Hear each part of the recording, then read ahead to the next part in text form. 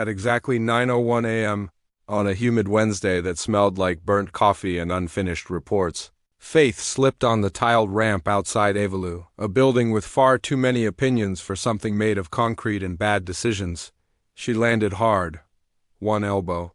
One knee, dignity slightly compromised. But what Faith didn't know, what no one but the housekeeper knew, was that Evalu was alive. Not in theory or in spirit, alive and vengeful. See, Evalu was no ordinary office building. He wasn't just the physical home of Metrope's home office. He was Metrope's very soul made steel. And like any true Metrope loyalist, he held grudges.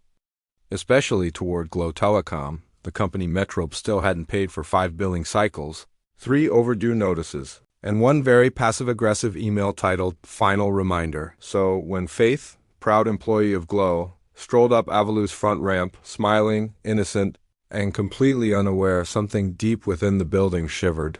"She works for them," hissed the air vents. "The collector," groaned the elevator motor. "Deploy Operation Karma Leak," whispered the mop closet. The plan was perfect. A harmless water spot on the smooth ramp tile, just slippery enough, just invisible enough, just vengeful enough. And then Faith hit the floor like a dropped Wi-Fi signal. Inside the lobby, every fluorescent light flickered in excitement.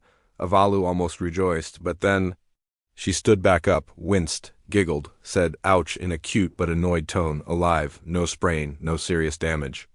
Just a bruised elbow, a bruised knee. Her boyfriend Patrick froze, then blinked. Then slowly turned to look at Avalu's glass doors, the flickering lobby lights, the slightly crooked ramp tile, and the unnervingly quiet AC unit. "Oh no," he whispered.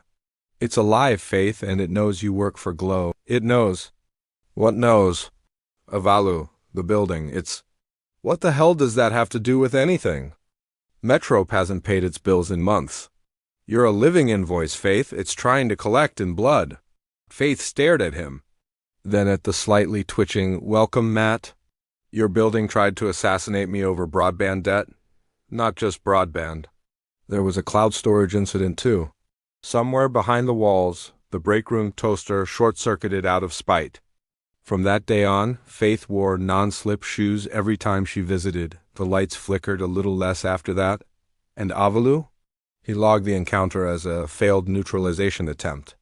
But deep in his server room soul, he kind of respected her. After all, Faith didn't break. She didn't even call legal. That took guts. And very flexible knees.